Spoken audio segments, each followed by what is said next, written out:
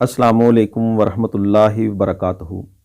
प्यारे नाजरीन, मैं हूँ होम्यो हर्बलिस्ट डॉक्टर हकीम मोहम्मद मुख्तार कादरी और आप देख रहे हैं मेरा चैनल डॉक्टर एच.एम. कादरी। नाजरीन इकराम, आज हम बात करेंगे एच पाइलोरी पर, यानी मैदा का अल्सर। आजकल ये मर्ज़ बहुत आम है, तकरीबन काफ़ी ज़्यादा इसके पेशेंट देखने को मिल रहे हैं। तो एच पाइलोरी क्या है? इसके लिए 1982 में दो ऑस्ट्रेलियाई साइंसदानों ने तहकीकात की। उनकी तहकीकात के मुताबिक ये एक मैदा में पाया जाने वाला बैक्टीरिया है, जिसको हेलोबैक्टर पाइलोरी, आम ज़बान में एच पाइलोरी कहते हैं। ये 1982 में उनकी दरियाफ्त है। तो उन्होंने इस पर तहकीकात की, तो उनके मुताबिक अंतड़ियों का तकरीबन 90% जो अल्सर है वो इसी वजह से है, इस बैक्टीरिया की वजह से होता है। और मैदा में भी तकरीबन 80% जो अल्सर है वो एच पाइलोरी की वजह से ही होता है। तो नाज़रीन इकराम, आपसे मेरी गुजारिश है कि चैनल को सब्सक्राइब कर लें और बेल आइकन को भी प्रेस कर लें, ताकि आने वाली मज़ीद वीडियोज़ और मालूमात आपको मिल सकें। नाज़रीन इकराम, इसमें सबसे पहले तो ये देखना है कि आप किसी पेशेंट को ये मसला अगर हो, उसको मैदा में जलन, दर्द, खाना खाने के बाद और बाज़ दफ़ा खाली पेट भी दर्द शुरू हो जाता है, तो उसको मुसलसल 4 हफ़्ते से ज़्यादा अगर आराम ना आए, तो इसका एक मामूली सा ब्लड का टेस्ट है वो करवाएं, तो ताकि पता चल सके कि एच पाइलोरी तो नहीं है। तो पहले तो यही समझा जाता था कि ये ज़्यादा आलूदा पानी पीने से, मुरगन ग़िज़ाएँ खाने से ये एच पाइलोरी होता है।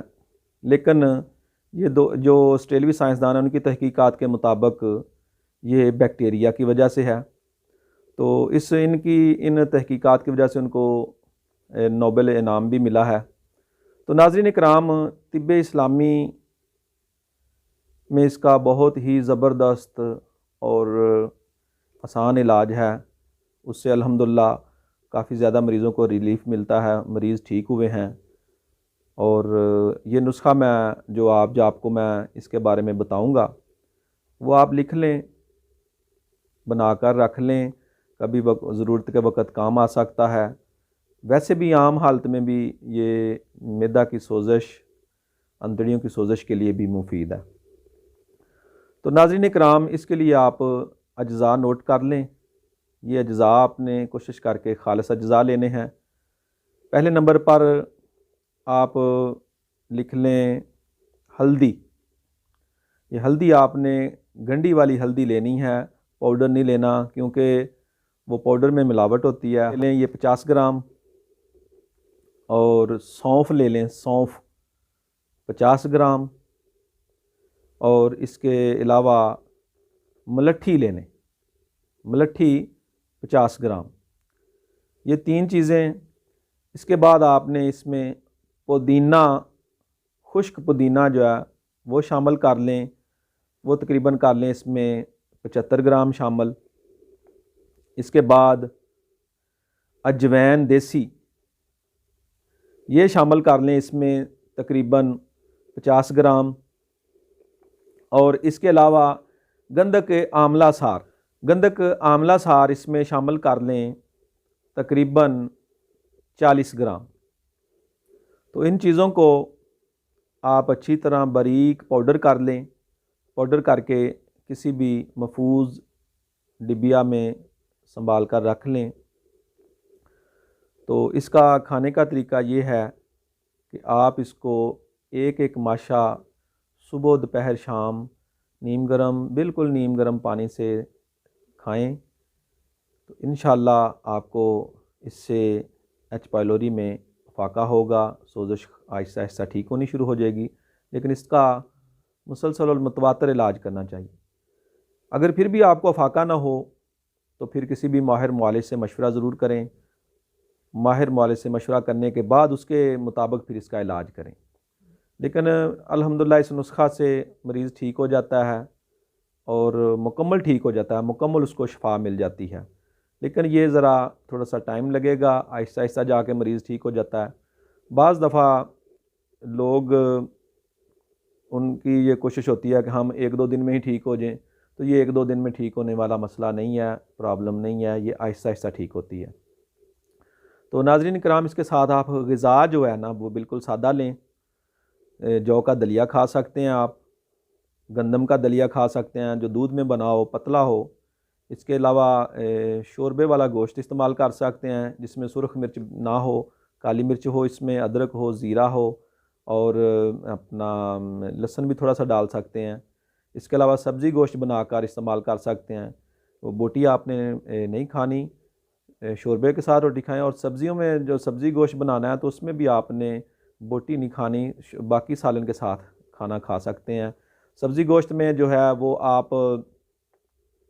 कद्दू, शलजम, टिंडियाँ, काली तोरी, हलवा कद्दू, उसमें गोश्त मिला के पका लें, अच्छी तरह गला हो वो पका के खाएं और साथ पानी नीम गर्म इस्तेमाल करें।